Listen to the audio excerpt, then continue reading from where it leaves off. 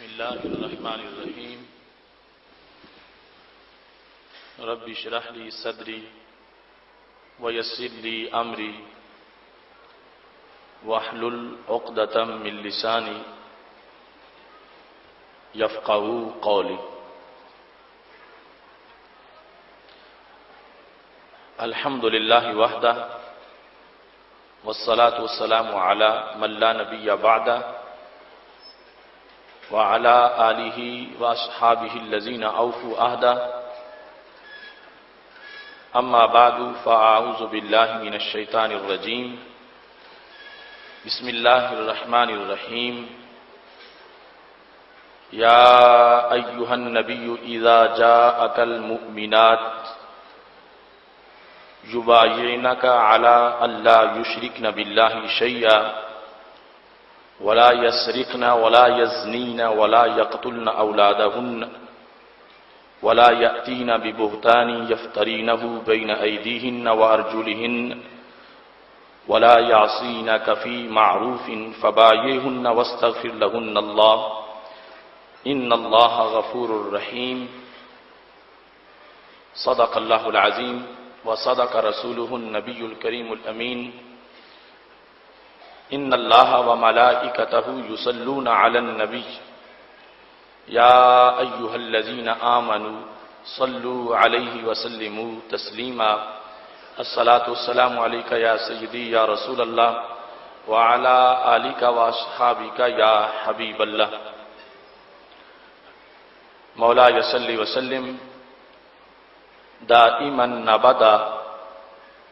علی حبیبک خیر الخلق كلهم منزه عن شريك في محاسنه فجوهر الحسن فيه غير منقاسم. يا أكرم الخلق مالي من ألوذ به سواك عند حلول الحادث العممي. ربي صل وسلم دائما أبدا علی حبیبک خیر الخلق کلہم. اللہ تبارک و تعالی جل جلالہ وعم نوالہ واتم برہانہ وعظم شانہ کی حمد و ثنا اور حضور سرور کائنات مفخر موجودات زینت بزم کائنات دستگیر جہاں غم گسار زماں سید سرواراں حامی بے کساں قائد المرسلین خاتم النبیین احمد مجتبی جناب محمد مصطفیٰ صلی اللہ علیہ وآلہ واصحابہ وبارک وسلم کے دربار گہر بار میں ہدیہ درود السلام عرض کرنے کے بعد وارثان منبر و محراب، ارباب فکر و دانش، نہایت ہی معزز و محتشم حضرات و خواتین، سامعین و ناظرین، رب ذوالجلال کے فضل اور توفیق سے گوجرانوالا کی سرزمین پر بھٹی میرج ہال میں ماہ رمضان المبارک کے پر نور لمحات میں ادارہ صراط مستقیم پاکستان کے زیر اہتمام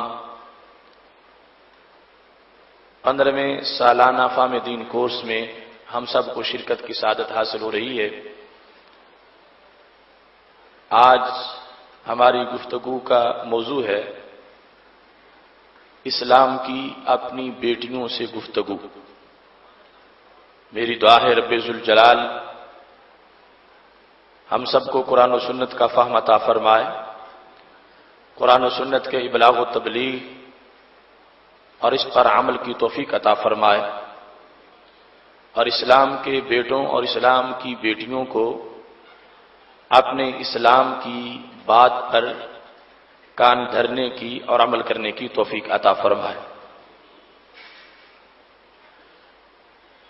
اس سے قبل فہم دین کورس میں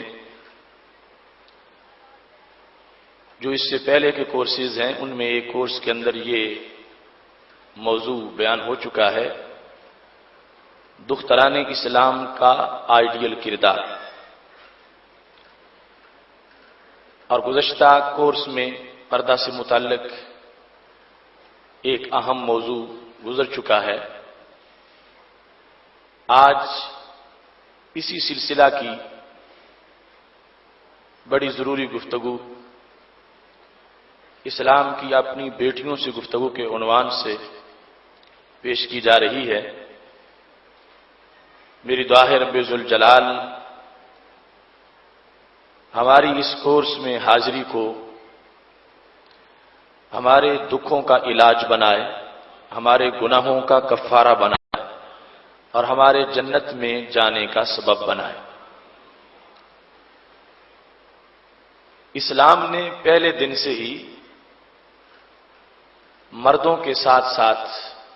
عورتوں کی تعلیم اور تربیت پر خصوصی توجہ دی ہے۔ رسول اللہ صلی اللہ علیہ وسلم کے پاس خواتین اسلام مختلف مسائل کے استفسار کے لیے پہنچتی اور نبی اکرم صلی اللہ علیہ وسلم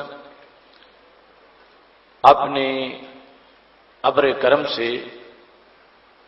ان کی اس تشنگی کو بجھاتے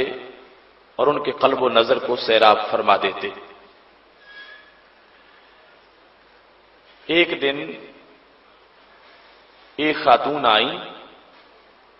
حضرت سیدنا ابو سعید خدری رضی اللہ تعالیٰ عنہ اس کی روایت کرتے ہیں، اور صحیح بخاری شریف میں یہ حدیث شریف موجود ہے۔ رسول اللہ صلی اللہ علیہ وسلم کے پاس ایک صحابیہ آئیں اور انہوں نے یہ کہا، یا رسول اللہ صلی اللہ علیہ وسلم ذهب الرجال بحدیثک، یہ مرد حضرات جو ہیں انہیں ہر وقت اللہ کی طرف سے یہ سنہری موقع میسر ہے کہ آپ کی باتیں سنتے ہیں اور ان کو یاد کرتے ہیں، جبکہ ہمیں اتنا وقت نہیں ملتا، ان کو زیادہ وقت مل رہا ہے اور یہ آپ کے فرامین کو زیادہ یاد کر رہے ہیں، تو میں عورتوں کی طرف سے نمائندہ بن کے آئی ہوں، ہمارا بھی ایک تقاضا ہے، فاجعل لنا من نفسک یوما، ایک دن ہمیں عطا فرما دیں، جمعے کے اندر یعنی 7 دنوں کے اندر ایک دن ہمیں دے دیں، ناتی کفی ہے، اس دن میں ہم آپ کے پاس حاضر رہیں، تعلمنا مما علمک اللہ، جو رب نے تجھے سکھایا ہے آپ اس میں سے ہمیں بھی عنایت فرمائیں۔ یہ اس خاتون نے رسول اللہ صلی اللہ علیہ وسلم کے سامنے آ کر اپنی ایک تڑپ کا اظہار کیا، اور اس سے پتہ چلتا ہے کہ حق اور صداقت کے حصول کے لیے ایک رشک اور کسی کے ساتھ ایک مقابلہ، اس میں بھی اللہ کی طرف سے خیر کا کتنا سلسلہ موجود ہے، اور اس وقت کی دختر اسلام میں کس قدر دین کی تڑپ تھی۔ آج عورتیں جو حقوق مانگتی ہیں، مغرب زدہ عورتیں، کہ مردوں کو یہ ملا ہے تو ہمیں بھی یہ ملے، تو اس میں وہ باتیں عجیب و غریب ہوتی ہیں جس چیز کا وہ تقاضا کر رہی ہوتی ہیں۔ ان کے لیے تھیٹر کھل گیا ہے، ہمارے لیے بھی ہونا چاہیے، ان کے لیے یہ چیز بن گئی ہے، ہمارے لیے بھی ہونی چاہیے، مگر اس وقت دختر اسلام رسول اللہ صلی اللہ علیہ وسلم کے لیے کے دربار میں موجود ہیں اور کہتے ہیں، یا رسول اللہ صلی اللہ علیہ وسلم، انہیں یہ وقت میسر ہے کہ ان کی آنکھوں کے کٹورے تمہارے حسن کے سمندر سے لبریز ہوتے ہیں، اور مردوں کے کان تمہارے قیمتی الفاظ کے پھولوں کو چننے میں مصروف رہتے ہیں، اور ان کے قلب و نظر پر تمہارے چہرے کی تجلی پڑتی رہتی ہے، اور وہ تمہارے الفاظ کو یاد کر کے اپنے سینوں کو منور کرتے رہتے ہیں، تو پھر ایک دن ہمیں بھی عطا فرما دو کہ جو صرف ہمارا دن ہو، اس دن ہماری کلاس لگے، آپ ارشاد فرمائیں، ہم سنیں، ہم یاد کریں، ہم آگے پہنچائیں۔ یہ ایک تڑپ تھی ایک خاتون اسلام کی، ایک صحابیہ کی۔ رسول اللہ صلی اللہ علیہ وسلم نے ان کی اس درخواست پر توجہ کرتے ہوئے فوراً فیصلہ فرما دیا، اجتمعنا فی یوم کذا و کذا فی مکان کذا و کذا، فلاں دن فلاں جگہ آپ جمع ہو جاؤ، اور میں تمہیں جو رب نے مجھے علم دیا ہے اس سے حصہ عطا فرماؤں گا۔ تو اس طرح یہ سلسلہ بڑا پرانا ہے کہ خواتین کا جو نصاب دین میں حصہ ہے، رسول اللہ صلی اللہ علیہ وسلم نے اس کے لیے باقاعدہ ان کو وقت دیا، باقاعدہ ان کو سکھایا، انہوں نے اپنا حصہ مانگا۔ سید عالم نور مجسم شفیع معظم صلی اللہ علیہ وسلم پہلے بھی ان کی طرف نگاہ عنایت فرما رہے تھے، انہیں ضروری مسائل خود اس کی تعلیم ان کی دے رہے تھے، لیکن بطور خاص اب ان کے لیے دن معین ہو گیا، جگہ کو معین کر دیا گیا، وقت کو معین کر دیا گیا کہ یہ دن تمہاری کلاس کا دن ہے، اس میں تم نے آنا ہے، اور میں جو رب نے مجھے قرآن دیا ہے اور علوم عطا فرمائے ہیں اس میں سے بیان کروں گا، تم سنو گی اور تم یاد کر کے آگے اپنی نسل تک اس علم کو منتقل کرو گی۔ رسول اللہ صلی اللہ علیہ وسلم کے اس سلسلہ کے مختلف خطابات ہیں جو درجنوں نے سینکڑوں ہیں کہ جن میں آپ نے دختران اسلام کو براہ راست خطاب کرتے ہوئے ان کو مختلف احکام پر مطلع کیا اور ان کی جو علمی حیثیت ہے اس کی تعمیر کی، اور وہ خواتین جو پہلے ایک عام سا مبلغ علم رکھتی تھی وہ اس امت میں کوئی مفسرہ بن گئی، کوئی محدثہ بن گئی، کوئی فقیہہ بن گئی، وہ ولیہ، وہ مفکرہ، یہ انداز رب ذوالجلال نے ان خواتین کو عطا کیا کہ رسول اللہ صلی اللہ علیہ وسلم کی آمد سے پہلے جن کا نام سوائے جہالت اور حقارت کے حوالے کے اور کچھ نہ تھا، محبوب علیہ الصلوۃ والسلام نے ان کو بلند مقام بھی دیا اور اپنی طرف سے ان کو علوم کا ایک مکمل نصاب بھی عطا فرمایا۔ اس سلسلہ میں قرآن مجید برہان رشید کی سورہ ممتحنہ کی آیت نمبر 12، اس میں ایک خاص عہد کا ذکر ہے جو رسول اللہ صلی اللہ علیہ وسلم نے خواتین سے لیا کہ یہ اس بات پر میرے ساتھ وعدہ کرو کہ عہد کر لو اور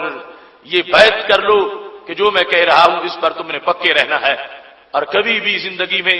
آگے سرے منہ بھی نہیں جانا، اور یہ اپنی زندگی کا مکمل نصاب رکھنا ہے۔ قرآن مجید برہان رشید میں ہے، رب ذوالجلال نے فرمایا یا ایھا النبی اذا جاءک المؤمنات، اے غیب کی خبریں دینے والے محبوب، جب آپ کے پاس مومنات آ جائیں، ایمان والی عورتیں، کیوں آئیں؟ یبایعنک، بیعت کرنے کے لیے، کس چیز پر؟ علی اللہ یشرکن باللہ شیئا، وہ یہ کہیں کہ اللہ کے ساتھ وہ کسی کو شریک نہیں ٹھہرائیں گی۔ پہلے نمبر پر اس چیز پر وہ بیعت کرنے کے لیے آ جائیں۔ پھر ولا یسرقن، اور وہ چوری نہیں کریں گی۔ دوسرے نمبر پر ولا یزنین، وہ بدکاری نہیں کریں گی۔ ولا یقتلن اولادہن، وہ اپنی اولاد کو قتل نہیں کریں گی۔ جس طرح کہ اس وقت بچیوں کو زندہ درگور کرنے کا معاملہ تھا، تو ان سے جو کلمہ پڑھ گئی ہیں یہ بیعت وصول کرو، یہ عہد کریں، نہ شرک کریں گی، نہ چوری کریں گی، نہ بدکاری کریں گی، اور نہ ہی اپنی اولاد کو قتل کریں گی۔ اس کے بعد فرمایا ولا یاتین ببہتان یفترینہ بین ایدیہن وارجلہن، اپنے ہاتھوں اور قدموں کے درمیان جس بہتان کو وہ گڑیں ایسا بھی نہیں کریں گی۔ اس کا مطلب یہ ہے کہ اس وقت یہ رواج تھا کہ کوئی عورت مثال کے طور پر بانجھ ہے تو وہ کسی کا بچہ اٹھا کے لے آتی اور اپنے خامند کو کہتی کہ یہ میرے ہاں پیدا ہوا ہے. خامند کہیں سفر پہ تھا، وہ گھر لوٹ کے واپس آیا تو اس نے کسی کا وہ بچہ جو اٹھایا ہوا اس کو یہ شو کیا کہ یہ میں نے جنم دیا ہے اور یہ تیرا بچہ ہے. اس طرح کی وارداتیں ہوتی تھیں. تو خالق کائنات نے فرمایا یہ بھی ان سے بیعت لو کہ ایسی بات بھی اسلام کی کوئی بیٹی نہ کرے. اور جنہوں نے کلمہ پڑھ لیا ہے، مومنات بن گئی ہے، وہ اس چیز پر بھی پوری طرح پابندی کرے. ولا یعصینک فی معروف، اور کسی بھی اچھے کام میں یہ تمہاری نافرمانی نہ کریں. اس پر یہ جامع ہے ایک بیت. معروف ہر چیز اس میں داخل ہو گئی کہ جو بھی اچھائی کا کام ہے، یہ عورتیں جو کلمہ پڑھ رہی ہیں شوق سے اور پڑھ چکی ہیں، ان کو کہو کہ معروف میں اب تم میری مخالفت نہیں کرو گی. اس سلسلہ میں کبار محدثین اور متقدمین مفسرین کا یہ قول ہے کہ بالخصوص معروف کے اندر جو بیعت ہو رہی تھی تو وہ یہ تھی اللہ یخبشن وجہا، کہ اگر مرگ کا موقع ہو تو چہرہ نہیں نوچنا، ماتم نہیں کرنا، بین نہیں کرنے، ہائے ہائے نہیں کرنا، اور گریبان نہیں پھاڑنا، اور ہلاکت کے الفاظ اور بین کے مختلف الفاظ ان کو ادا نہیں کرنا. ولا ینشرن شعرا، ساری زندگی اپنے بالوں کو ننگے نہیں ہونے دینا. ولا ینشرن شعرا، اپنے بال بکھرنے نہیں دیں گی. اس پر بیعت کریں کہ ان کے بال کسی غیر محرم کو نظر نہیں آئیں گے. اس پر یہ مسلمان عورتیں اے محبوب تمہارے ساتھ بیعت کریں کہ ہمارے بال کسی کو نظر نہیں آئیں گے، کسی غیر محرم کی نگاہ ہمارے بالوں پر نہیں پڑے گی. ولا یحدثن الرجال الا ذا محرم، بیعت کریں کہ ساری زندگی ہم کسی غیر محرم سے گفتگو نہیں کریں گے، کسی غیر محرم سے ہم بولیں گی نہیں. اس بات پر یہ تمہارے ساتھ محبوب بیعت کریں جنہوں نے کلمہ پڑھ لیا ہے. ایسی بیعت کرنے اگر یہ آ گئی ہیں، اور جو ضروری بیعت ہے، جب ایسے یہ اپنا عزم ظاہر کر رہی ہیں، فبایعہن، تو پھر ان کی بیعت وصول کر لو. اللہ فرماتا ہے میں محبوب تجھے کہہ رہا ہوں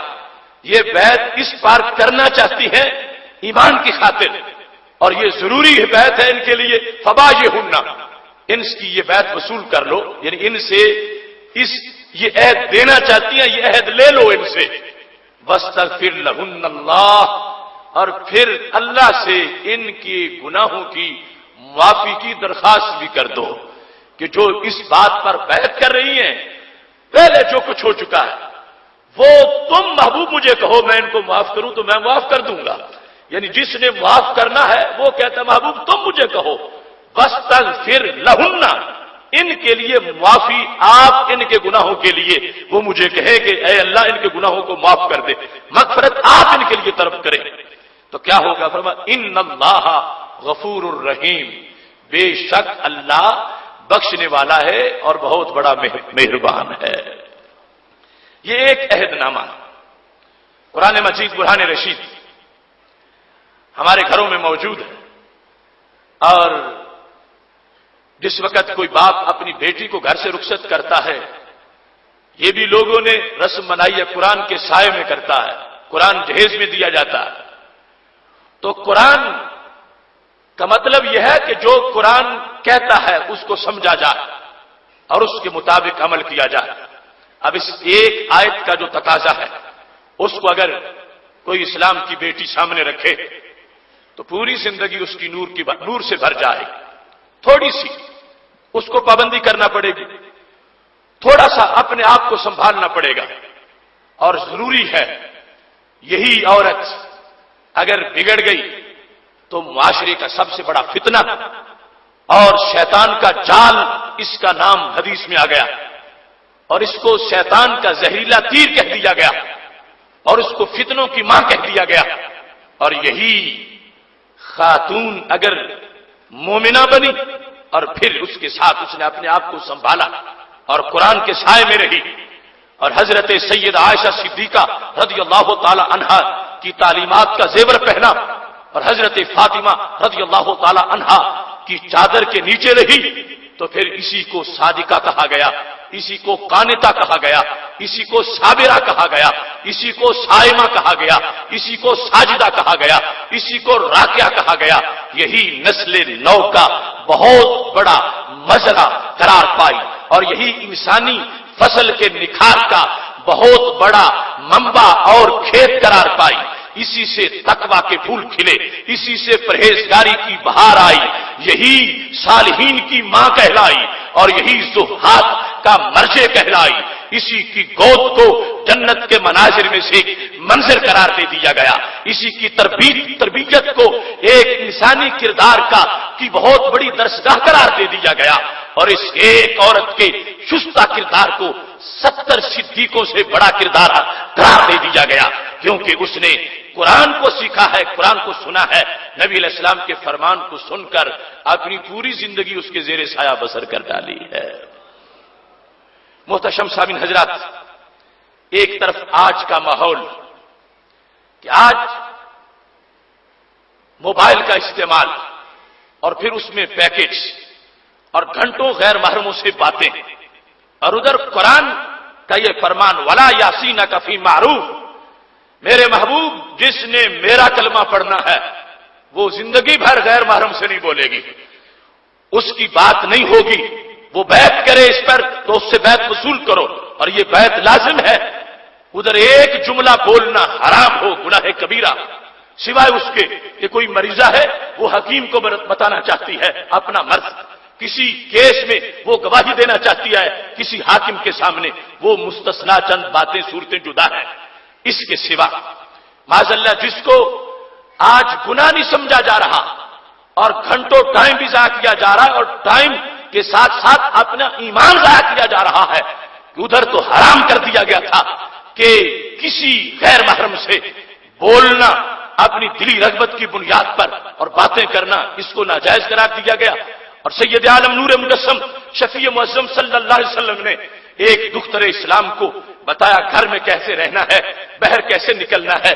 اگر مرگ کا وقت ہو تو اس وقت کیسے رہنا ہے، اگر شادی کا موقع ہو تو پھر کیسے رہنا ہے۔ آج معاذ اللہ یہ سمجھ لیا گیا ہے کہ جو شادی کا موقع ہوتا ہے وہ گویا کہ اس وقت ایک مومنہ ہی نہیں رہی، یعنی اس کو اس وقت چھٹی دے دی گئی ہے، پتہ ہی نہیں چلتا کہ کوئی عیسائی ہے یا کوئی مسلمان ہے، کوئی یہودیہ ہے یا کوئی مومنہ ہے۔ شادی کی تقریبات کو یوں اپنی زندگی سے خارج قرار دے کر کہ جو اسلام کے تقاضے تھے وہ باقی زندگی میں تھے، آج کا دن مجھ سے بری ہے، اس میں چھوٹے بڑے سارے اس طرح شریک ہو جاتے ہیں الا ماشاء اللہ۔ اور دوسرا جب خدا بچائے کوئی افسوس مرگ یا ناگہانی کوئی موقع ہوتا ہے، اس وقت جو بے صبری اور اس وقت جو اسلامی احکام کی خلاف ورزی ہوتی ہے وہ ایک مستقل المیہ ہے۔ آج اس وقت رمضان المبارک کے اس پرنور ماحول میں قرآن ہمارے سامنے ہے اور دھیان ہمارا اس کی طرف ہے، اور رب ذوالجلال کا جو مغفرت کا بادل ہے وہ بارش بن کے برس رہا ہے، اور سید عالم نور مجسم شفیع معظم صلی اللہ علیہ وسلم کی نگاہ ناز گنبد خضرا سے اپنی امت کی طرف دیکھ رہی ہے۔ ایسے میں عہد بھی کرنا ہے، دختران اسلام نے ہم سب نے ان احکام کے مطابق ان کو سمجھنا بھی ہے، اور پھر صرف کانوں کی لذت کے لیے نہیں، ایمان کے وقار کے لیے اور ایمان کی بہار کے لیے کہ چلو جب تک پتہ نہ تھا کوئی اور معاملہ تھا، حالانکہ لازم ہے جس وقت کوئی بالغ ہو جائے، مرد ہو یا عورت، کہ جیسے نماز فرض ہے ایسے ہی زندگی گزارنے کا رستہ جاننا بھی فرض ہے۔ جو نہیں پوچھتی نہیں جانتی وہ مجرمہ ہوگی، جو مرد نہیں پوچھتا وہ مجرم ہوگا۔ ہاں اس کے باوجود وقت گزر گیا جو گزر گیا، اب یہ قرآن اور رسول اللہ صلی اللہ علیہ وسلم کے یہ فرامین اور جن کو آپ نے سکھایا ان کا کردار میں تمہارے سامنے مختصر سے وقت میں پیش کر رہا ہوں، تاکہ یہ میرے لیے بھی ذریعہ نجات بن جائے اور آپ سب کے لیے بھی ذریعہ نجات بن جائے۔ رسول اللہ صلی اللہ علیہ وسلم اس آیا کریمہ کی تشریح، سب سے مشکل وقت وہ ہوتا ہے جب کسی کا باپ فوت ہو گیا، کسی کی ماں فوت ہو گئی، کسی کا بیٹا فوت ہو گیا، جگر پارا جدا ہو گیا، کسی کا بھائی دنیا سے چلا گیا۔ اب وہ وقت لوگ کچھ کہہ دیتے ہیں کہ اب ہمیں کچھ نہ کہو، جو کچھ ہم سے ہوتا ہے ہم وہ کرتے ہیں، اور جو کچھ زبان پہ آتا ہے ایسے ایسے شکوے رب سے، ایسے ایسے جھگڑے رب سے، ایسی ایسی باتیں رب کو تانے کی زبان سے نکلتی ہیں کہ جس میں پتہ ہی نہیں چلتا کہ اس بندے نے رب کو رب مانا بھی ہے یا نہیں. اس نے دیا تھا وہ بچہ تو اس نے کوئی قیمت تو وصول نہیں کی تھی. اب اگر اس کے دنیا سے چلے جانے پر ایسے رب سے جھگڑے ہوں گے اور شکوے ہوں گے تو پھر رب ذوالجلال ناراض ہو جائے گا. اور جہاں صبر کا منظر ہوگا خالق کائنات فرشتوں کو کہے گا ابنوا لہو بیتا فی الجنہ وسموہ بیت الحم. جنہوں نے بچے کی میت پہ کھڑے ہو کے صبر کیا ہے فرشتوں ایک نیا محل ان کے لیے جنت میں بناؤ اور کہو یہ وہ ہے کہ جو صبر کرنے پر باپ کو مل جاتا ہے. ایسے ہی والدہ کا مقام. سید عالم نور مجسم شفیع معظم صلی اللہ علیہ وسلم کی ایک صحابیہ آ گئی. پاک محبوب علیہ الصلوۃ والسلام کا وہ یہ درس سن چکی تھی کہ سید عالم نور مجسم شفیع معظم صلی اللہ علیہ وسلم نے یہ ارشاد فرمایا تھا بخاری شریف میں موجود ہے لیس منا من لطم الخدود وشق الجیوب ودعا بدعوى الجاہلیہ. فرمایا وہ عورت میری امت میں نہیں ہے. لیس منا وہ ہماری نہیں, وہ ہم سے نہیں,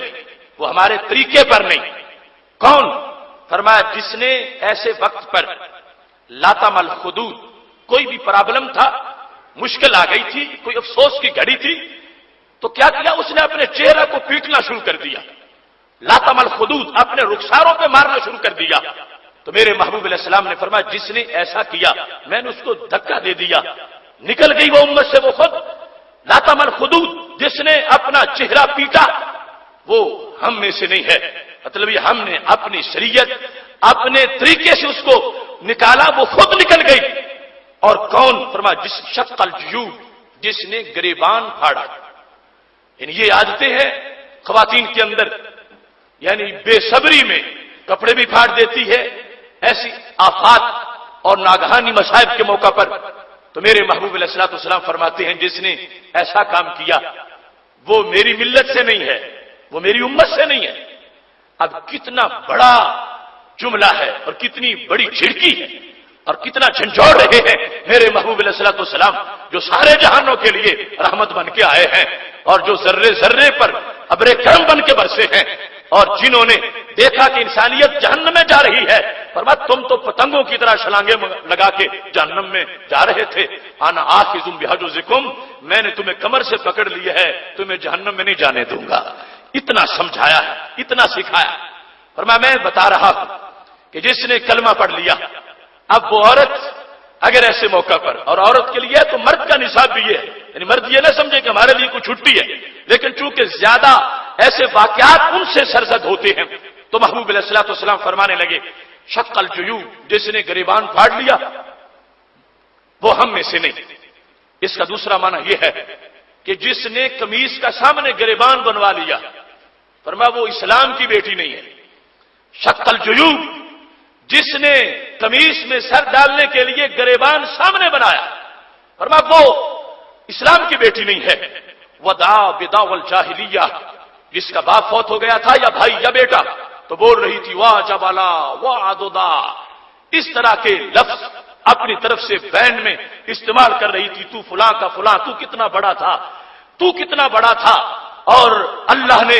تجھے دنیا سے اٹھا کر ہمارا کتنا بڑا نقصان کیا, اللہ کو کتنی ضرورت تھی تیری. معاذ اس طرح کی باتیں اور اس فوت شدہ کی اس طرح کی تعریف جو باتیں اس میں موجود نہیں ہے. فرمایا جو عورت اس انداز میں کسی کے مر جانے پر اپنے اہو بکا اپنے الفاظ استعمال کرے گی اور دعوی جاہلیہ کہا کہ یہ جاہلیت کی آوازیں ہیں, جس نے ایسا کیا رسول اللہ صلی اللہ علیہ وسلم ارشاد فرماتے ہیں اس کا تعلق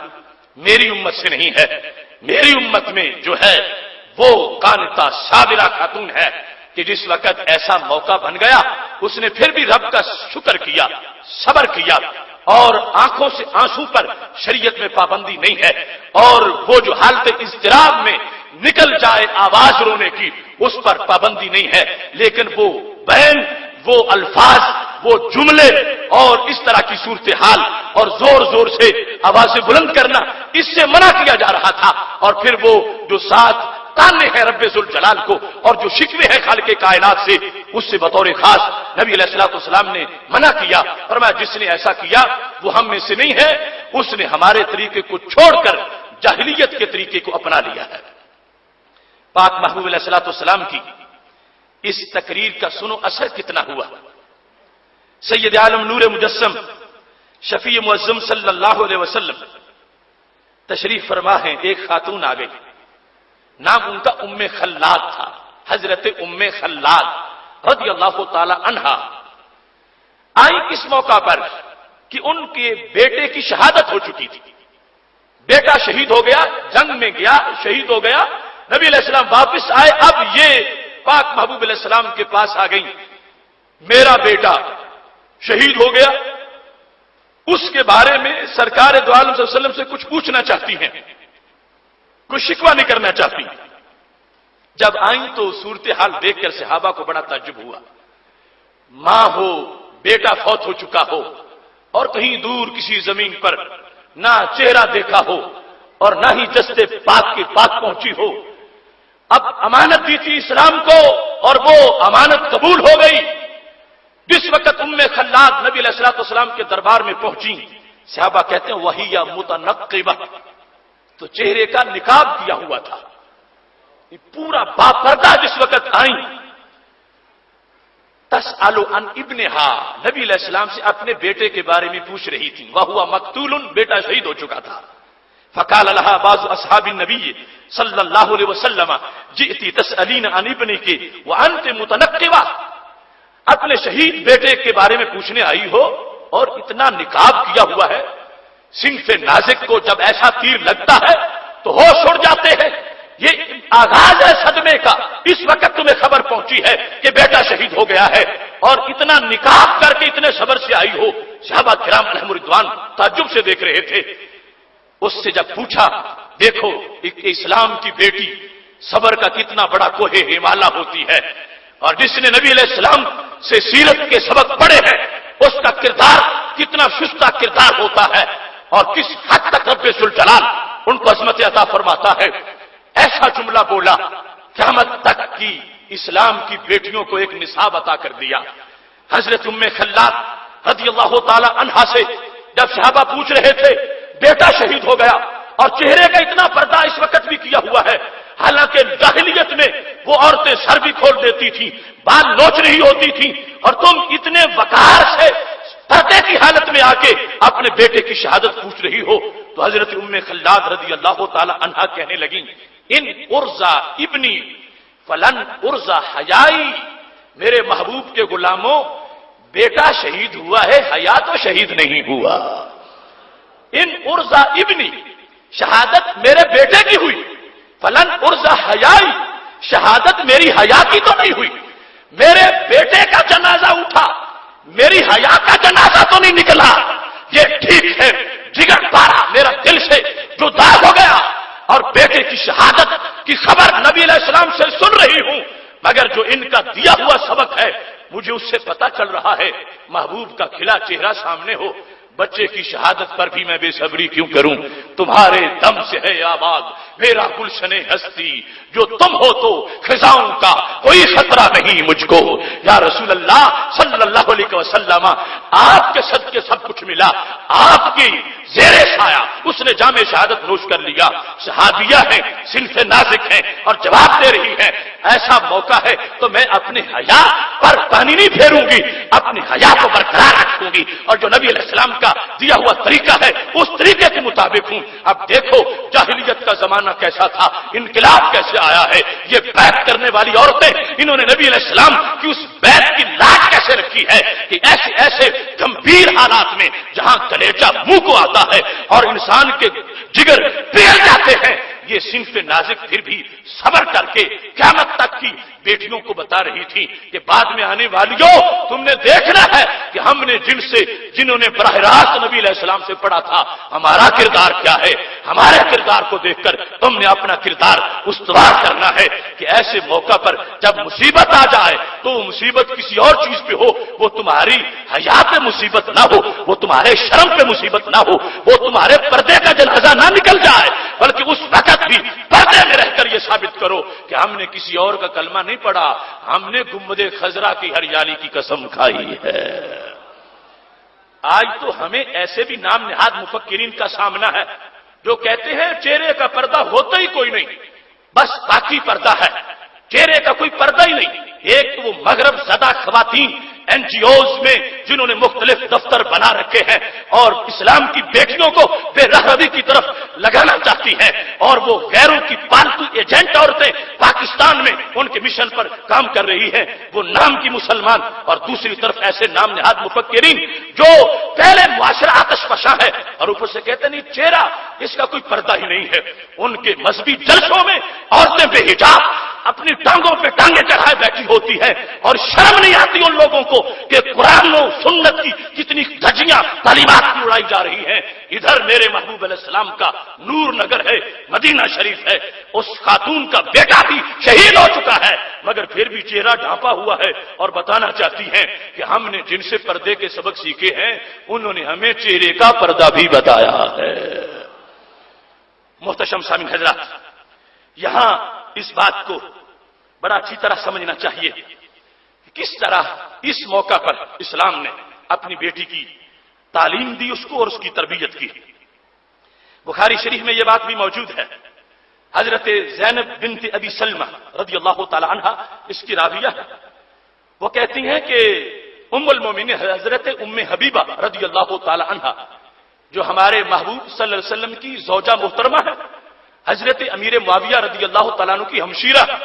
حضرت ابو سفیان رضی اللہ تعالیٰ عنہ کی بیٹی ہیں حضرت ام حبیبہ ام المومنین، جب ان کو پیغام پہنچا کہ حضرت ابو سفیان رضی اللہ تعالیٰ عنہ فوت ہو گئے، حضرت ابو سفیان اپنے باپ کی وفات کی خبر پہنچی، تو تیسرا دن جب گزر رہا تھا وفات کے بعد، آپ نے زرد رنگ کی خوشبو منگوائی اور وہ خوشبو اپنے چہرے پہ لگائی، اپنی ہتھیلیوں پہ لگائی، اور لگانے کے بعد جو عورتیں آئی ہوئی تھیں پاس تعزیت کے لیے ان کو کہا، کہنے لگی یہ جو تم نے مجھے یہ کام کرتے دیکھا ہے، کنت ان ھذا لا غنیہ، مجھے اس چیز کی کوئی ضرورت نہ تھی، میں نہیں پسند کرتی خوشبوؤں کو، مگر اس وقت کیوں لگائی؟ کہتی لولا انی سمعت رسول اللہ صلی اللہ علیہ وسلم یقول لا يحل لامرأة تؤمن بالله واليوم الآخر ان تحد على میت فوق ثلاث الا على زوج فانها تحد عليه 4 اشهر وعشرا۔ میں نے اپنے نبی علیہ الصلوۃ والسلام سے سنا ہے، میرے آقا اور میرے خامد انہوں نے یہ بتایا تھا کہ جو عورت اللہ پر ایمان رکھتی ہے اور مجھ پر ایمان رکھتی ہے اور آخرت پر ایمان رکھتی ہے، اس کے لیے حلال ہی نہیں کہ وہ 3 دنوں سے زائد کسی پر سوگ منائے، 3 دنوں سے زائد کسی کے فوت ہو جانے کے بعد حالت سوگ میں رہے،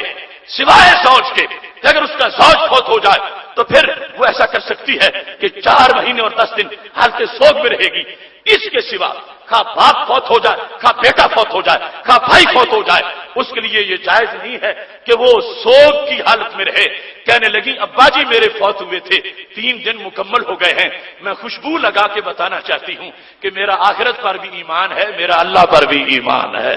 میرا رسول اللہ صلی اللہ علیہ وسلم پر یقین ہے۔ میں نے صرف اس لیے خوشبو لگائی ہے کہ میری بیٹیوں کو پتا چلے کہ ہماری امی ام حبیبہ کے ابا جی جب فوت ہوئے تھے تو انہوں نے نبی علیہ السلام کے فرمان کو پس پشت نہیں ڈالا تھا، نبی علیہ السلام کے فرمان کو سامنے رکھا تھا، فرمایا مجھے خوشبو لگانے کی کوئی حاجت نہ تھی، لیکن یہ خوشبو اس طرح لگانا یہ سوگ کے ختم کرنے کا اعلان ہے، تو میں یہ زرد رنگ کی خوشبو لگا کر یہ بتا رہی ہوں کہ جو نبی علیہ الصلوۃ والسلام سے سنا ہے اس پر عمل کر کے ہم یہ ثابت کرنی چاہتی ہیں کہ ہم نے جاہلیت کی ساری رسمیں مسترد کر دی ہیں اور ہم نے نبی علیہ السلام کی غلامی کا پٹا گلے میں ڈالا ہے۔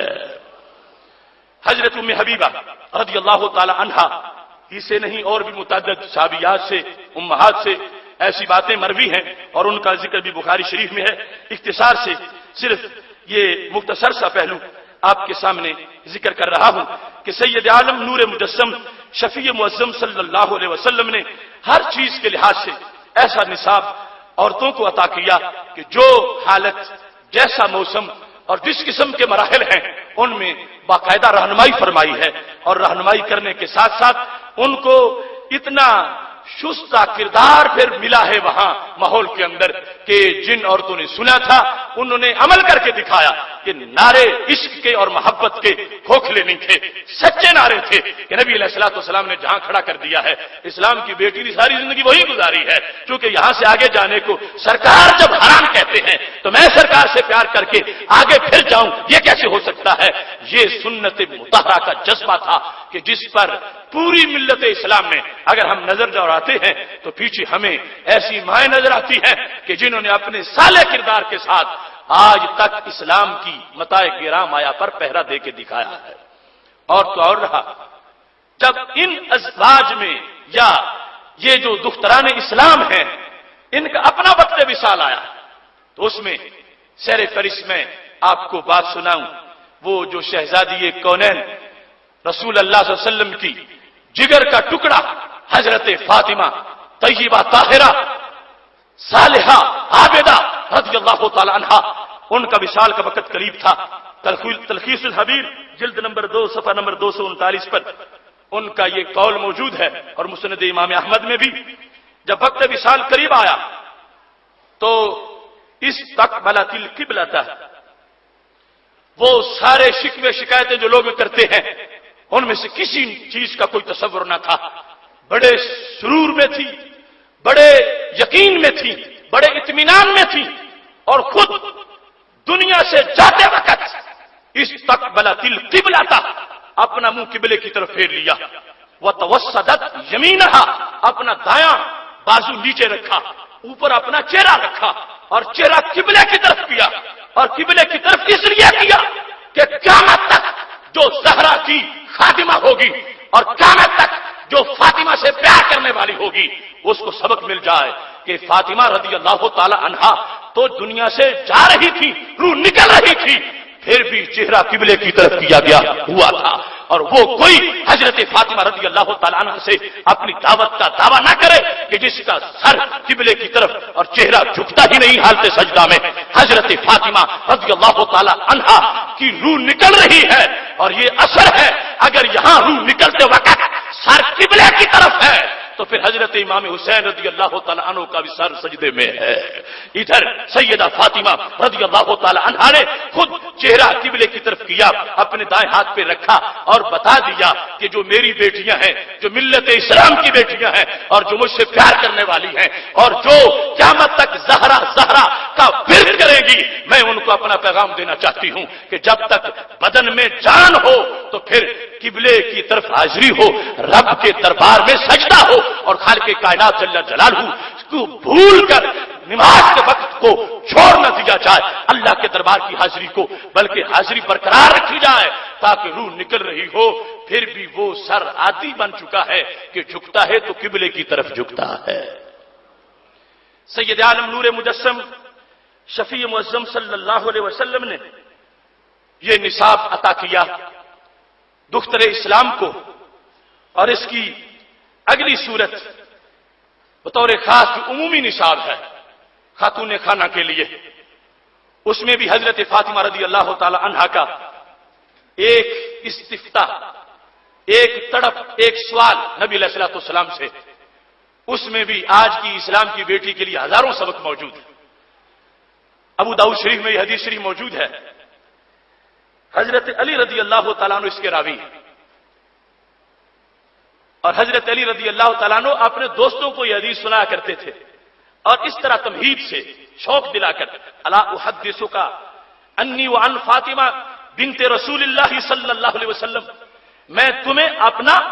اور فاطمہ رضی اللہ تعالی عنہا جو نبی علیہ الصلوۃ والسلام کی شہزادی ہیں، ہم اپنی ایک آپ بیتی تجھے نہ سناؤں، اپنا ایک معاملہ میرا اور فاطمہ رضی اللہ تعالی عنہا کا نبی علیہ السلام کے دربار میں آنا جانا، اس کے بارے میں تمہیں نہ بتاؤں؟ اب لوگ شوق سے کہتے بتاؤ وہ کون سی بات ہے جس کو تم اس انداز میں بیان کرنا چاہتے ہو؟ تو حضرت علی رضی اللہ تعالی عنہ یہ سنا کرتے تھے، کہنے لگے فاطمہ رضی اللہ تعالی عنہا جن کے بارے میں پچھلا موضوع جو اہل بیت اطہار کا گزرا ہے تم نے سنا کہ حضرت سلمان فارسی رضی اللہ تعالی عنہ گئے تھے حضرت علی رضی اللہ تعالیٰ عنہ کو بلانے کے لیے، تو چکی چل رہی تھی، کوئی ہاتھ نظر نہیں آ رہا تھا، تو نبی علیہ السلام نے فرمایا اللہ نے کچھ فرشتوں کی ڈیوٹی لگا رکھی ہے کہ وہ اہل بیت کی چکی چلا دیتے ہیں، آٹا پیس دیتے ہیں۔ وہ منظر اور اس سے پہلے کا منظر، وہ مقام کیسے ملا اور وہ عظمت کیسے ملی؟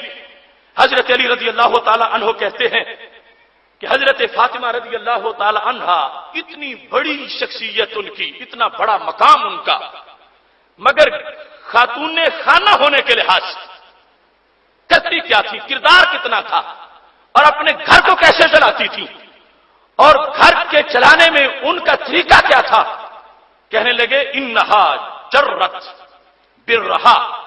حتی اثر فی یدہا، کہ حضرت فاطمہ رضی اللہ تعالی عنہا نے اپنے گھر روٹی پکانے کے لیے، آٹا پیسنے کے لیے اتنی چکی چلائی کہ اس چکی کی دستی کے نشان حضرت فاطمہ رضی اللہ تعالی عنہا کے ہاتھوں پہ پڑ چکے تھے۔ آج یہ حدیث سنتے وقت آج بھی دختران اسلام کو سوچنا ہے کہ وہ فاطمہ طیبہ طاہرہ سیدہ کائنات رضی اللہ تعالی عنہا، وہ جنتی خواتین کی سردار فاطمہ رضی اللہ تعالی عنہا، وہ امور خانہ میں اگر ہوتا رسول اللہ صلی اللہ علیہ وسلم سے ان کا تقاضا تو سونے کا گھر بنا کے دے دیا جاتا۔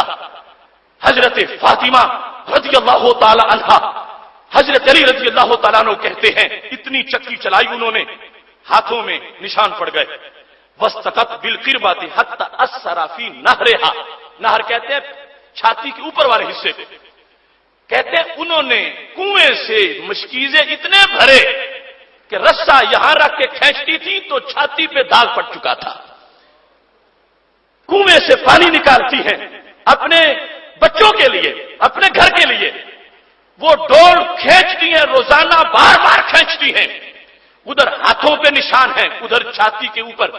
وہ سینے کے اوپر والے حصے پہ نشان بن چکے ہیں۔ پھر حضرت علی رضی اللہ تعالی عنہ کہنے لگے وَكَنَسَتِ الْبَيْتَ، گھر میں جھاڑو دیتی تھی، حتی برت ثِيَابُهَا، یہاں تک کہ کپڑے گرد آلود ہو جاتے تھے۔ آج دیکھو اپنے گھر کی صفائی ایک عورت کے لیے آر ہے، شرم ہے، اور کہتی ہے 10 خادمائیں ہوں وہ کام کریں، میں گھر کا کام کیوں کروں؟ میں تو اتنے بڑے باپ کی بیٹی ہوں۔ تو کون ہے جو حضرت فاطمہ سے بڑے باپ کی بیٹی ہو؟ حضرت فاطمہ رضی اللہ تعالی عنہا امور خانہ کے اندر کیسا کردار ہے؟ حضرت علی رضی اللہ تعالی عنہ کہتے ہیں کانا سد، جھاڑو دیا البیتا، گھر میں، حتی برت ثیابھا، یہاں تک کہ کپڑے گرد آلود ہو جاتے تھے۔ کہتے ہیں اسی دوران جب اتنی مشقت کرتی تھی تو ہمیں پتا چلا کہ نبی علیہ الصلوۃ والسلام کے پاس کچھ غلام اور کچھ لونڈیاں آ گئی ہیں اور نبی علیہ السلام ان کو تقسیم کرنا چاہتے ہیں صحابہ میں۔ تو حضرت علی رضی اللہ تعالیٰ عنہ کہتے ہیں قلت، میں نے کہا لو اتیتی ابا کے، اے فاطمہ وقت اچھا ہے، چلو اپنے ابا جی کے پاس، فسالتی ہے خادمہ، تو نبی علیہ السلام سے ایک لونڈی مانگ کے لے آؤ، خادمہ ہو، وہ گھر کام کرے، کیا حال ہے؟ تو فوجدت عنده خداسا، مگر دیکھا کہ سرکار تو پروانوں کے جھرمٹ میں ہے، کوئی ادھر صحابی کوئی ادھر صحابی دائیں بائیں بیٹھے ہیں، لوگ اپنی حاجات مانگ رہے ہیں، سوالات پوچھ رہے ہیں، نبی علیہ الصلوۃ والسلام جواب دے رہے ہیں۔ اب دیکھو سرکار نے دین کو کتنا ٹائم دیا، وہ بیٹی جو جگر کا ٹکڑا ہے ان کو یہ حوصلہ نہ ہو سکا کہ میں تو باجی میں آ گئی ہوں، میں بات کرنا چاہتی ہوں، ان خادموں کو اپنے پاس سے ہٹا دو، یہ کہیں بیٹھ جائیں انتظار کریں، پہلے میں تو ملاقات کر لوں۔ اس دین کو اتنا پیار دیا ہے محبوب علیہ الصلوۃ والسلام نے کہ پیاری فاطمہ یہ نہ کہہ سکیں کہ جو پاس بیٹھے صحابہ ہیں ان کو اٹھا دو اور میں اپنی بات کر لوں۔ حضرت فاطمہ رضی اللہ تعالی عنہا کی یہ تربیت تھی۔ کہنے لگی جب میں نے لوگوں کو مسائل پوچھتے دیکھا تو میں خود سمجھ گئی، میں واپس آ گئی، میں نبی علیہ الصلوۃ والسلام سے بات نہ کر سکی، نہ میں نے کسی کو کہا کہ اٹھ جاؤ میں آ گئی ہوں، میں بات کرنا چاہتی ہوں۔ کہتی ہیں میں لوٹ کے واپس آ گئی۔ حضرت علی رضی اللہ تعالی عنہ کہتے ہیں دوسرے دن میں بھی ساتھ گیا تو حضرت فاطمہ رضی اللہ تعالی عنہا نبی علیہ السلام کی در پاک پہ پہنچی۔ جب وہاں پہنچی تو محبوب علیہ الصلوۃ والسلام نے فرمایا ما کان حاجاتو کے، فاطمہ بتاؤ کیا حاجت ہے، کس کام کو آئی ہو؟ یعنی یہ نبی علیہ الصلوۃ والسلام تو دلوں کی بات جانتے ہیں کہ آج کا آنا کس انداز میں ہے. ما حاجاتو کے، فاطمہ حاجت کیا ہے، کس کام کے لیے آئی ہو؟ فسکتت، حضرت فاطمہ رضی اللہ تعالی عنہ چپ کر گئی، بولتی نہیں. کل آ کے چلی گئی کہ لوگ بیٹھے ہیں، اب تو کوئی اور بیٹھا نہیں. نبی علیہ السلام پوچھتے ہیں حاجت کیا ہے، کام کیا ہے، کیوں آئی ہو فاطمہ؟ تو حضرت فاطمہ رضی اللہ تعالی عنہا خاموش ہو گئی. فقلت، حضرت علی کہتے ہیں میں نے کہا انا احدثک یا رسول اللہ صلی اللہ علیہ وسلم، یہ چپ کر گئی ہیں، میں بتاتا ہوں یہ کیوں آئی ہے. حضرت علی رضی اللہ تعالیٰ عنہ جو حدیث لوگوں کو سناتے ہیں بیان کر کے کہ میں تمہیں سناؤں کہ نبی علیہ السلام کے دربار میں میری اور فاطمہ کی حاضری کیسے ہوئی. میں کہتا ہوں یا رسول اللہ صلی اللہ علیہ وسلم یہ کس کام کے لیے آئی ہیں؟ تو فرمایا ٹھیک ہے تم بتاؤ کیا کام ہے. تو حضرت علی رضی اللہ تعالی عنہ نے کہا جرت برہا، محبوب صاحبزادی آپ کی ہے مگر چکی اتنی چلاتی ہیں حتی اثرت فی جدہا، ان کے ہاتھوں پہ نشان پڑ گئے. اور وحملت بالقربہ حتی اثرت فی نہرہا، مشکیزیں اتنے اٹھائے ہیں انہوں نے پانی کے بھرے ہوئے کہ چھاتی پر بھی نشان بن گئے ہیں. اور یہ سارا کام گھر کا. فلما ان جاءک الخدم امرتها ان ناتیک، جب اتنے خادم آ گئے ہیں تو میں نے ان کو کہا تھا چلو ہم بھی چل کے مانگتے ہیں. نبی علیہ الصلوۃ والسلام کوئی عورت خاتون ہمیں تمہاری مدد کے لیے دے دیں، گھر میں کچھ کام وہ کرے کچھ آپ کریں. اور یہ کیا صورتحال ہے حضرت فاطمہ تمہاری؟ یقیہا حرما ہی فیہ، کہ جس مشقت میں حضرت فاطمہ پڑی ہوئی ہے میں چاہتا ہوں کہ آپ کوئی خاتمہ دے دیں تاکہ یہ اتنے بڑے کام سے مشقت سے بچ جائے. اب اس میں کئی پہلو قابل غور ہیں. آج یہ باتیں ان کو اگر کوئی عام سا کسی کا سسر اپنے داماد کے بارے میں ایسی باتیں سن لے کہ وہ میری بیٹی کو تو اس نے کوئی چیز بھی نہیں سہولت دے رکھی، میری بیٹی خود آٹے پیستی ہے، خود مشکیزیں اٹھا رہی ہے، خود بوکر بھاری وہ جھاڑو دے رہی ہے، تو وہ اپنے داماد کو جھڑکیاں سسر دینا شروع کر دے کہ تم نے کیا کیا. مگر میرے محبوب علیہ الصلوۃ والسلام نے حضرت علی رضی اللہ تعالی عنہ سے ایک لفظ بھی ایسا ذکر نہیں کیا. اور ان چیزوں پر یہ سکوت میرے محبوب علیہ الصلوۃ والسلام کا یہ بتاتا ہے کہ یہ خاتون خانہ کے کام ہے. اگر اس کو یہ کرنے پڑ گئے ہیں تو اس میں کوئی قباحت نہیں، یہ اس کو کرنے چاہیے. ہاں اگر کسی کے پاس سہولت کے مواقع ہیں تو وہ فراہم کرے، ورنہ یہ کوئی لازم نہیں خامند پر کہ وہ ان چیزوں کے اہتمام میں اس کا مواخذہ کیا جائے کہ اس نے کیا کیا ہے کیا نہیں کیا. اب سید عالم نور مجسم شفیع معظم صلی اللہ علیہ وسلم نے یہ چیزیں دیکھ لیں. اور دوسرا اپنی طرف سے جو پیار ہے میرے محبوب علیہ السلام کو حضرت فاطمہ رضی اللہ تعالی عنہا سے وہ بھی طے شدہ ہے کہ سب سے زیادہ محبوبہ ہے محبوب علیہ السلام کی، یعنی سب سے زیادہ ان سے پیار ہے. تو یہ بھی ایک طبی طور پر بھی ایسا تقاضا ہو سکتا تھا کہ پتہ ہی نہیں چلا اتنی مشقت فاطمہ کر رہی ہیں، آج کے بعد ایسا فاطمہ مت کرنا، میں ابھی سے بندوبست کرتا ہوں. وہ چاہے تو جنت کی ہزاروں حوریں حضرت فاطمہ کی دہلیز پہ آ کے کھڑی ہو جائے. مگر میرے محبوب علیہ السلام کا جملہ کیا تھا؟ سمجھتے تھے کہ آج میں اپنی فاطمہ کے لیے ہزاروں حوریں تو کھڑی کر سکتا ہوں مگر کل امت کی بیٹیاں بھی تو ہوں گی. ایسا نصاب دوں کہ ان کو بھی نصاب مل جائے، ایسی چیز دوں کہ وہ میرے جگر کے ٹکڑے کوئی نہیں، میرے امتی جو ہے ان کے جگر پاروں کو بھی نصاب مل جائے. میرے محبوب علیہ السلام کے ہاں کمی تو کوئی نہ تھی، جو فرماتے فوراً میسر ہوتا اور ہمیشہ کے لیے وہ سلسلہ ایسا جاری ہو جاتا حضرت فاطمہ رضی اللہ تعالی عنہا کے لیے. لیکن محبوب علیہ السلام کے لفظ سنو، اور یہ سبق ہے کہ باپ اپنی بیٹی کو جو بیاہ کے بھیجتی ہے وہ آگے کچھ کہے تو یہ آگے اس کو کیا کہے، باپ کیسے دلاسا دے، باپ کیسے تربیت کرے، باپ کیسے اس خاندان کو آباد رکھنے کے لیے کردار ادا کرے. میرے محبوب علیہ السلام ایسی بات بھی کر سکتے تھے کہ حضرت فاطمہ رضی اللہ تعالی عنہا کا دل برداشت ہو جاتی کہ مجھے تو اس گھر میں کچھ دیا ہی نہیں جا رہا. سرکار مزید فرماتے اگر کہ یہ فاطمہ تم کیا کرتی ہو؟ نہیں، نبی علیہ السلام نے جو جملے بولے فرمانے لگے یا فاطمہ تو اتق اللہ فاطمہ خدا سے ڈرو، یا فاطمہ تو اتق اللہ، وہ جو پہلے ڈرنے والی فاطمہ ہے، رات مصلی پہ گزر جاتی ہے، دن روزے میں گزر جاتی ہے، مشقت بھی کرتی ہے. اتق اللہ یا فاطمہ، فاطمہ رب سے ڈرو. وَأَدِّي فَرِيضَةَ رَبِّكِ، اپنے رب کا فریضہ ادا کرتی رہو. ادی فریضۃ ربک، اپنے رب کا فریضہ ادا کرو. وَعْمَلِي عَمَلَ أَهْلِكِ، اپنے گھر کا کام دستور جاری رکھو. وَعْمَلِي عَمَلَ أَهْلِكِ، جو تمہارے اہل کا کام ہے، جو حضرت علی رضی اللہ تعالیٰ عنہ کے گھر میں کر رہی ہو، یہ کرتی رہو. اور ترتیب بیان کر دی، تقوی حاصل رکھو،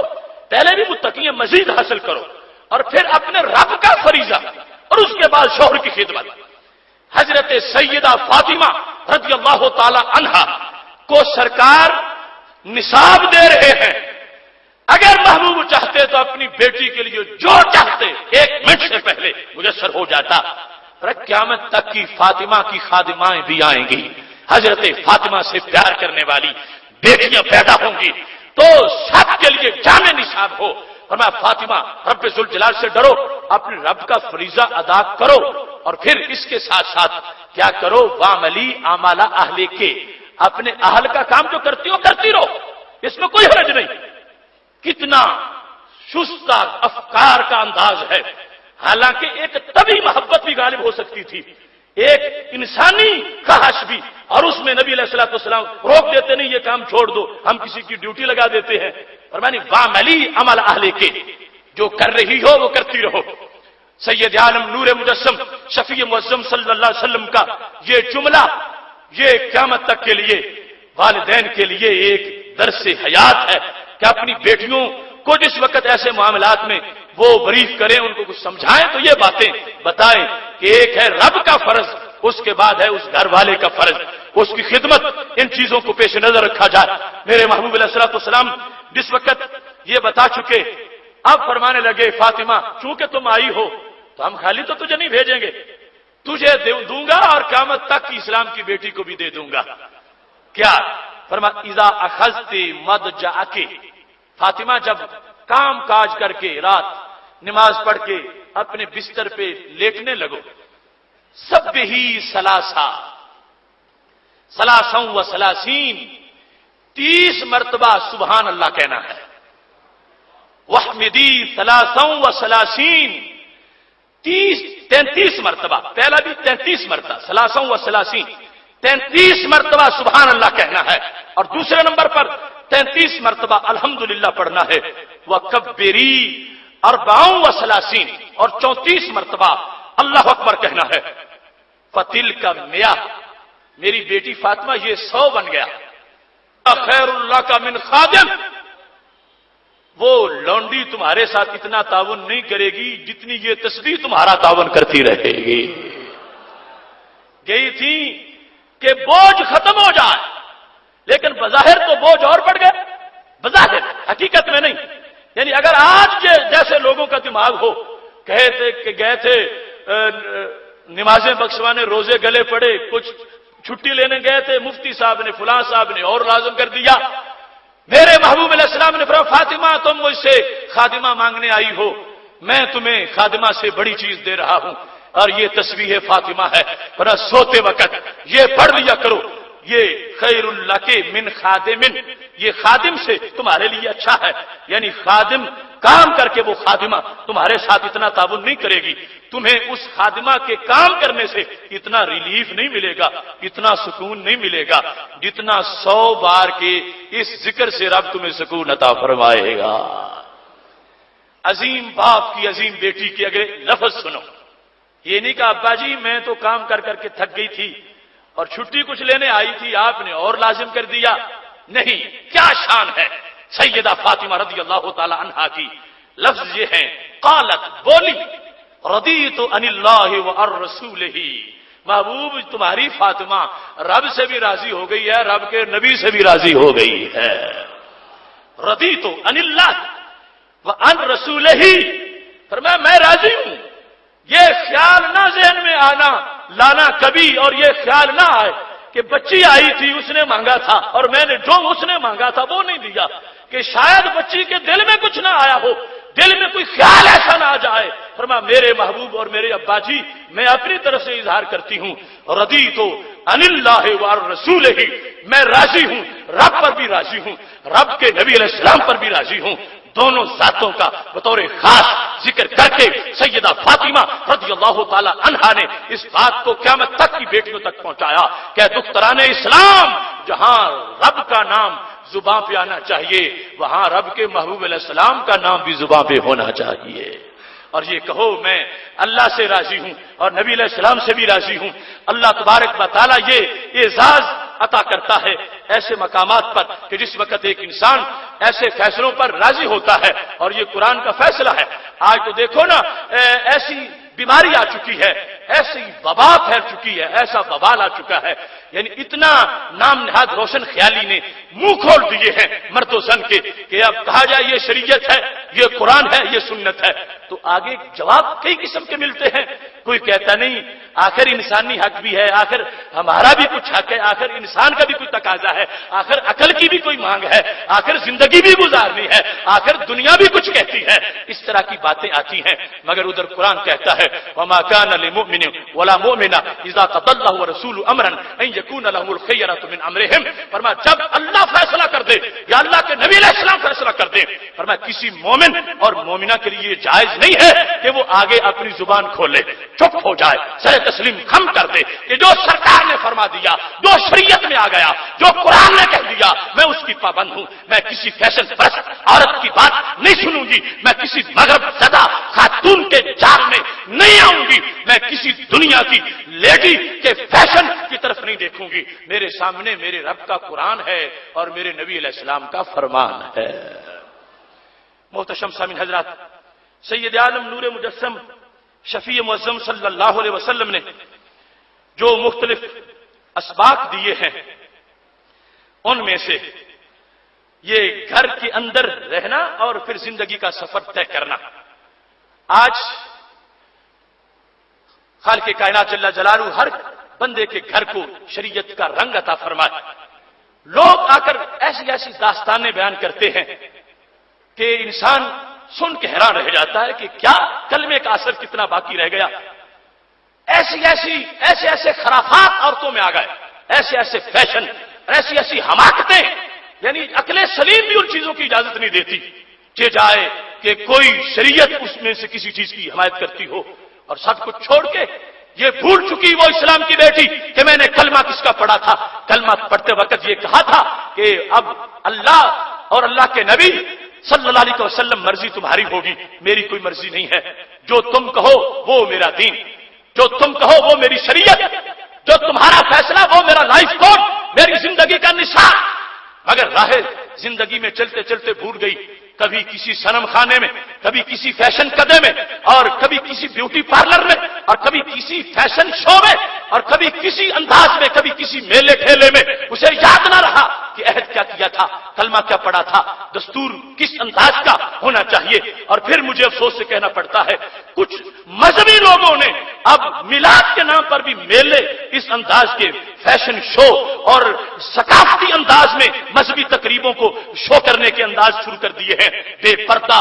کھلے سر عورتیں وہاں جا کر درود پڑھ کے سمجھتی ہیں کہ ہم کوئی دین کا کام کر رہی ہیں، جبکہ پہلی اکائی دین کی پوری نہیں ہو رہی۔ میرے محبوب علیہ الصلوۃ والسلام نے فرما دیا، حدیث شریف صحیح بخاری شریف میں موجود ہے، اور اس حدیث شریف کے اندر ایک پورا نصاب حیات رسول اللہ صلی اللہ علیہ وسلم نے اپنی امت کو عطا فرمایا ہے، اور یہ جو دختران اسلام کا نصاب ہے اسے تفصیل سے بیان کیا۔ بخاری شریف میں ہے، حضرت ام سلمہ رضی اللہ تعالی عنہا روایت کرتی ہیں، استيقظ النبی صلی اللہ علیہ وسلم ذات لیلہ، کہ نبی علیہ السلام میرے حجرے میں تھے، ایک رات بیدار ہوئے، فقال سبحان اللہ، چونکہ سرکار کی نگاہ تو کہاں سے کہاں تک ہوتی تھی، بیٹھے حضرت ام سلمہ کے حجرے میں تھے، مگر اٹھتے ہی کہا سبحان اللہ۔ سبحان اللہ کہنے کا مطلب کیا تھا؟ فرمایا ماذا انزل اللیلہ من الفتن وماذا فتح من الخزائن، آج کی رات کتنے خزانے کھل گئے، قیامت تک جو کھلنے تھے۔ سرکار اٹھے ہیں، سبحان اللہ، خزانوں کے کھلنے پہ کہہ رہے ہیں، کتنے خزانے میری امت کے لیے کھل گئے. اور ساتھ ہی فرمایا ماذا انزل اللیلۃ من الفتن، کتنے فتنے اترا ہے، فتنے کتنے اترے، خزانے کتنے کھلے. یہ کہنے کے بعد فرمایا ایقظوا صواحب الحجر، حجروں والیوں کو جگا دو. نبی علیہ السلام کے ازواج مطہرات کے حجرے ہیں نا مسجد کے ساتھ ساتھ، حجرے والیوں کو، حجروں والیوں کو جگا دو. جو وجود ہے ازواج نبی علیہ السلام کے، ان کو حجروں والیوں کو جگا دو. اس کے بعد ایک جملہ بولا، قیامت تک کی دختر اسلام کو سبق دیا. ربا کاسیا فی الدنیا عاریہ فی الآخرہ، بہت سی عورتیں دنیا میں جو لباس پہننے والی ہیں حشر میں ننگی ہو چکی ہوں گی. ربا کاسیا، قسمت، قسمت کعبہ کہتے ہیں نا، غلاف کعبہ کو قسمت کپڑے کو کہتے ہیں. کاسیا کشک والے کاف کے ساتھ مطلب ہے کپڑا پہننے والی. ربا کئی، ربا کاسیا فی الدنیا، بہت سی عورتیں جو دنیا میں کپڑے پہنے ہوئی ہیں حشر ہوگا عاریہ، ننگی ہوں گی، فی الآخر، آخرت میں. سید عالم نور مجسم شفیع معظم صلی اللہ علیہ وسلم کے اس جملے کے 3 مطلب ہیں. پہلا یہ ہے کہ بہت سی عورتیں جو دنیا میں محلوں میں رہ رہی ہیں، 20 سوٹ ہیں، 40 ہر فنکشن میں جانے کا علیحدہ،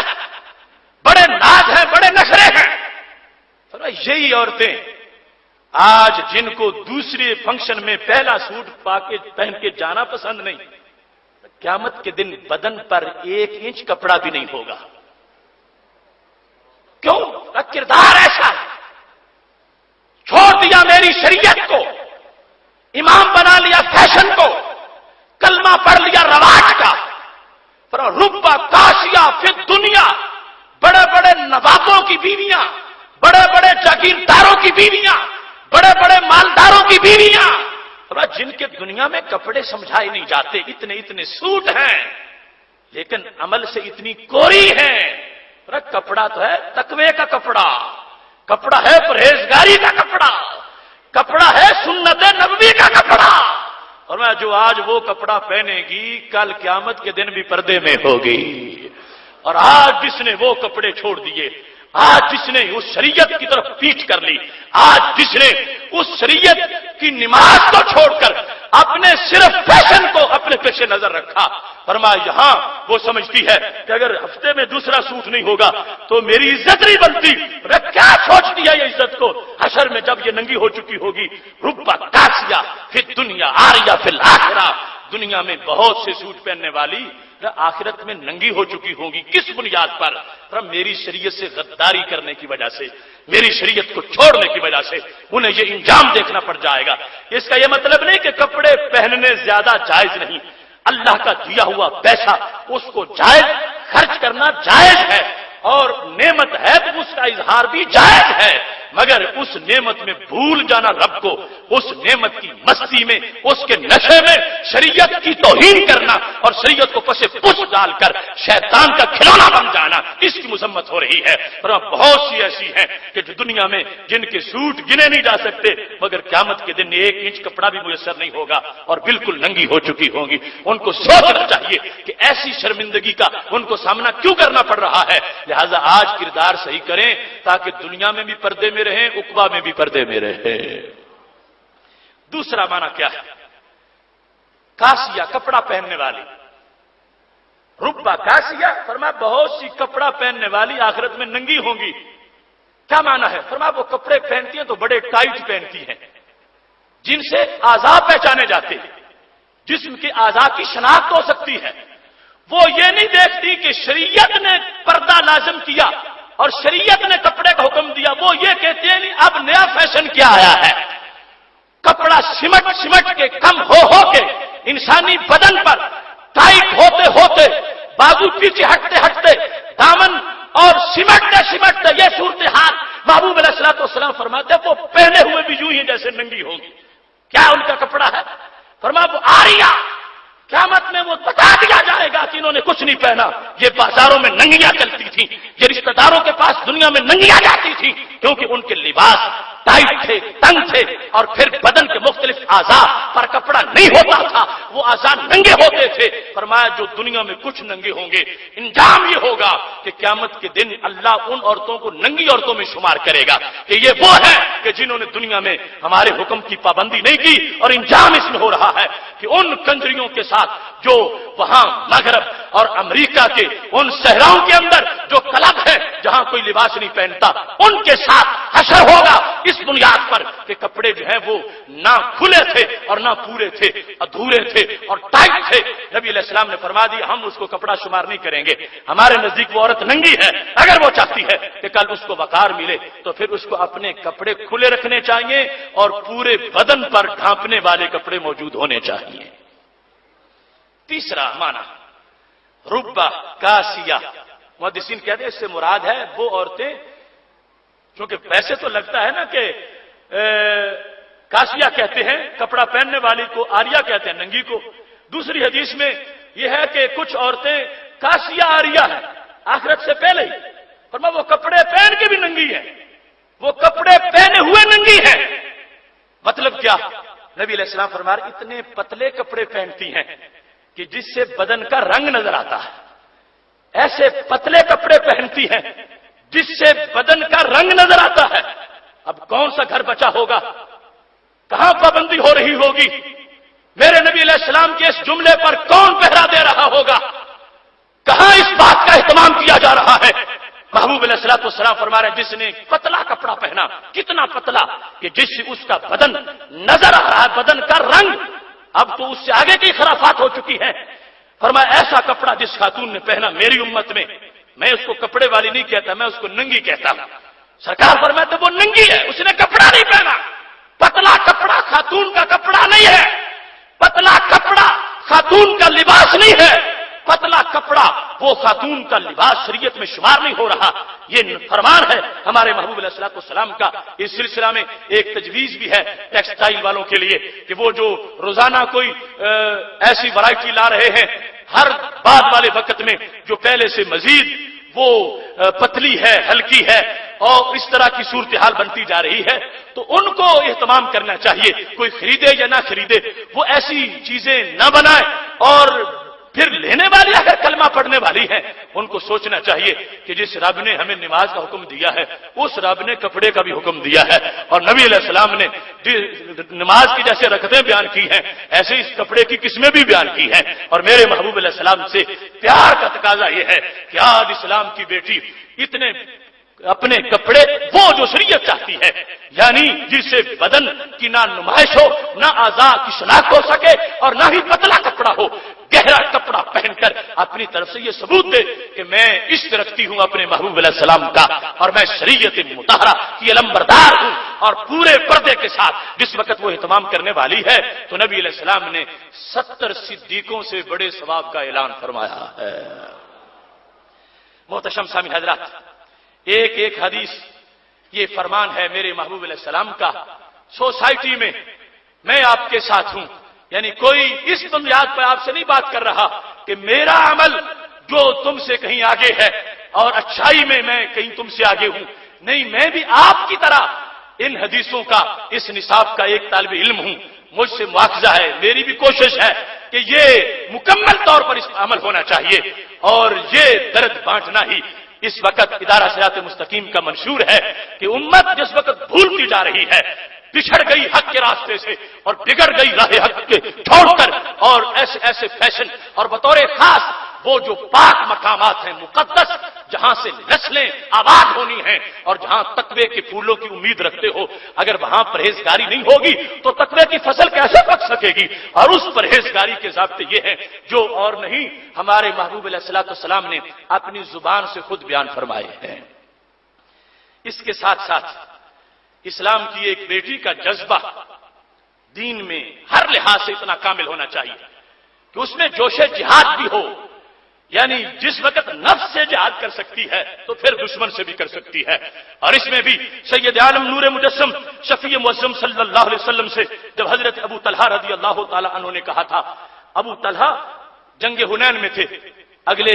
सबक में उसका जिक्र हो रहा था कि बड़ी सख्त तीरंदाजी थी حوازن کی طرف سے حنین میں، اور مسلمانوں کو بڑی شہادتوں کا اور مشکلات کا سامنا کرنا پڑا۔ اس جنگ کے اندر حضرت ام سلیم رضی اللہ تعالی عنہا موجود۔ حضرت ابو طلحہ انصاری ام سلیم کے خامد ہیں۔ حضرت ام سلیم کا پہلا نکاح مالک کے ساتھ تھا، جن سے انس پیدا ہوئے، جن کو انس بن مالک کہا جاتا ہے۔ مالک کی وفات کے بعد نکاح دوسرا جو ہے وہ حضرت ام سلیم کا حضرت ابو طلحہ انصاری کے ساتھ ہوا۔ حضرت ابو طلحہ انصاری نے حنین میں 20 کافروں کو مارا تھا،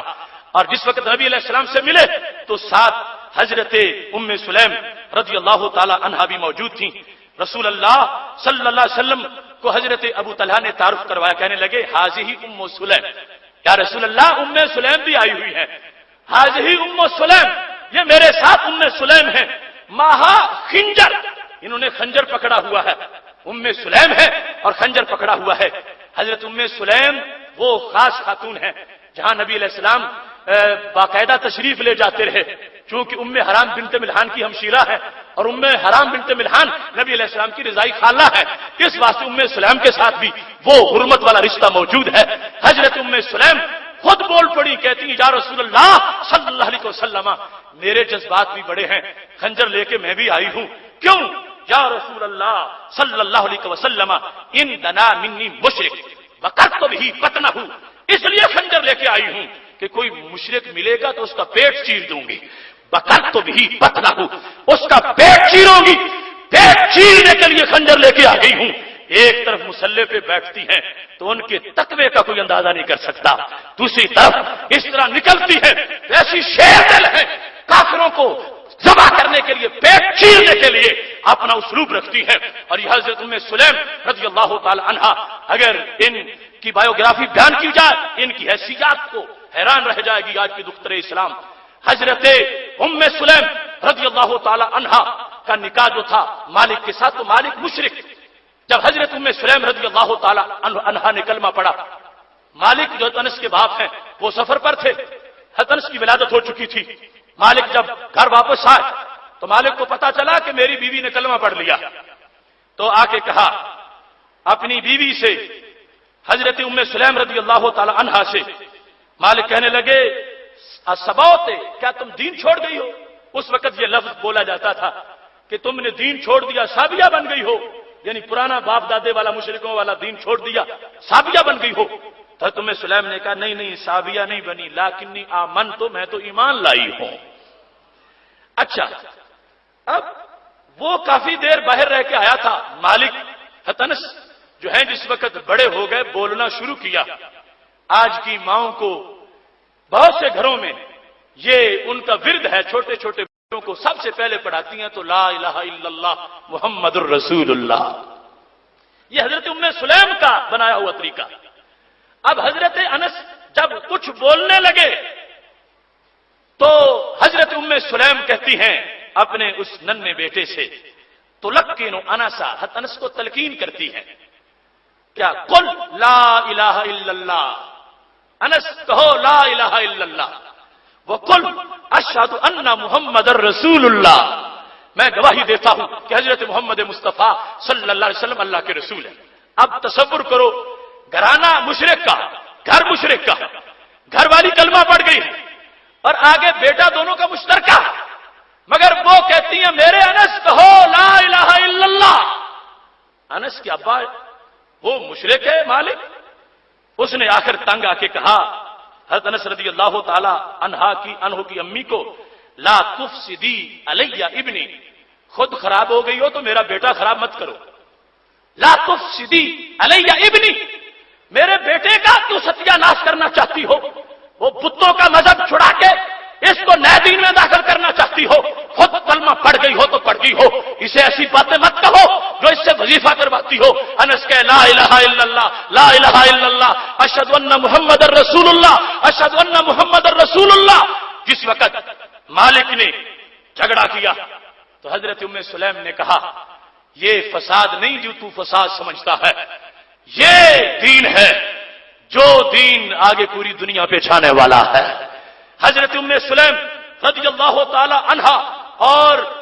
مالک کا جھگڑا اس زوروں پر تھا کہ مالک حالت شرک میں مر گیا۔ اب اس کے بعد حضرت ام سلیم رضی اللہ تعالی عنہا کو نکاح کا پیغام بھیجا حضرت ابو طلحہ انصاری نے. وہ بھی ابھی مومن نہیں ہوئے تھے.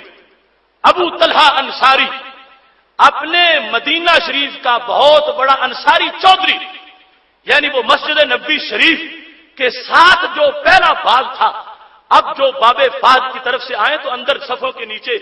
نیلا دائرہ نشان بنا ہوا اس کنویں کا پہلا فرنٹ پر جو باغ تھا سب سے بڑا وہ حضرت ابو طلحہ انصاری کا تھا مدینہ شریف میں. حضرت ابو طلحہ نے پیغام بھیج دیا اور بھی حالت کفر میں تھے حضرت ام سلیم کو کہ میں آپ سے شادی کرنا چاہتا ہوں. تو حضرت ام سلیم نے کہا میری ایک شرط ہے اور وہی میرا حق مال ہے، اس کے سوا کوئی نہ مانگوں گی نہ کوئی شرط ہے. تو حضرت ابو طلحہ نے کہا وہ کیا حق مال چاہتی ہو، کتنے باغات، کتنا سونا؟ کہنے لگی لا الہ الا اللہ محمد الرسول اللہ، یہ میرا حق مال ہے، یہ چاہتی ہوں تم کلمہ پڑھ جاؤ اور میں آپ سے شادی کر لوں گی. یعنی یہ معیار تھے ان خواتین کے اور یہ انداز تھا، اور اس انداز میں وہ آگے بڑی ہیں. رب ذوالجلال نے ان کو قدم قدم پر عظمتیں عطا فرمائی ہیں. حضرت ابو طلحہ انصاری نے جب یہ جملہ سنا 1 منٹ بھی نہیں لگنے دیا، کہنے لگے جو تیرا رب وہی میرا رب، جو تیرے نبی وہی میرے نبی. میں گواہی دیتا ہوں اشہد ان لا الہ الا اللہ واشہد ان محمد رسول اللہ صلی اللہ علیہ وسلم. تو محتشم سامعین حضرات، یہ تھوڑا سا انٹروڈکشن اس موضوع کا، اسلام کی اپنی بیٹیوں سے گفتگو. ابھی جو خاکہ رکھا تھا وہ پورا بھرا نہیں گیا. حالت مرگ ہو یا حالت خوشی یا جیسے بھی حالات ہوں، اسی میں اسلام کے خاص نصاب ہیں. اگر اس پر کوئی دختر اسلام قائم نہیں رہتی تو اس کے لیے سخت وعید ہے. یہاں تک کہ نبی علیہ الصلوۃ والسلام نے ارشاد فرما دیا والناحیۃ اذا لم تتب قبل موتها، جو عورت بین کرتی ہو اور مرنے سے پہلے پہلے توبہ نہ کرے، فرمایا وہ مر جائے گی. علیہا سربال من قطران، تو تارکول کی زرہ اس کو پہنا دی جائے گی اور اس کو لباس پورا اور خارش کی زرہ پہنا دی جائے گی عذاب کے لیے کہ اس نے وقت مرگ میں شریعت مطہرہ کا خیال کیوں نہیں رکھا. اور شادی کے وہ مستقل احکام ہیں، ان کا انشاءاللہ پھر کبھی مستقل موضوع رکھیں گے، کیونکہ اتنا بڑا عمل ہے شادی کی تقریب میں کسی خاتون کا پردے میں جا کر شریعت مطہرہ کے مطابق واپس آنا. بخاری شریف میں ہے جب نبی علیہ السلام نے دیکھا کہ کچھ عورتیں اور بچے ایک شادی سے شرکت کر کے واپس آ رہے ہیں، فقام ممتنا، نبی علیہ السلام جلدی سے کھڑے ہو گئے ان کے راستے میں کہ شادی سے یہ عورتیں شرکت کر کے آ رہی ہیں اور یہ بچے شادی سے ہو کے شرکت کر کے آ رہے ہیں. کیا فرمایا انتم من احب الخلق الیہ، اس وقت پورے روئے زمین پر جتنا مجھے تم سے پیار ہے اتنا کسی اور سے پیار نہیں ہے. آخر وہ کتنا بڑا عمل ہے کہ جس پر نبی علیہ السلام نے یہ لفظ بول دیے کہ جتنا تمہارا عمل مجھے پسند آیا ہے یہ کام جو شادی سے ہو کے نکاح مسنون میں شرکت کر کے آ رہی ہو اور بچوں جو تم آ رہے ہو، اور اگر وہاں بھنگڑے ہوں، ڈانس ہوں اور وہاں خرافات ہو، وہاں بے حیائی ہو، وہاں وہ میوزک ہو، اس طرح کے تماشے ہو، تو وہ سارے جہنم کے کام ہیں. نبی علیہ السلام نے یہ کہہ کہ انتم من احب الخلق الیہ یہ واضح کیا کہ ایک اسلام کی بیٹی کو شادی میں جاتے وقت سوچنا چاہیے کہ وہ ثواب کمانے جا رہی ہے، گناہ لینے نہیں جا رہی. پھر اس کو پتا چلے گا کہ میں نے شادی کے مراحل کو کس انداز میں پورا کرنا ہے. میری دعا ہے رب ذوالجلال ہمیں اس بیان کیے ہوئے پر عمل کرنے کی توفیق عطا فرمائے. وآخر دعوانا ان الحمد للہ رب العالمین.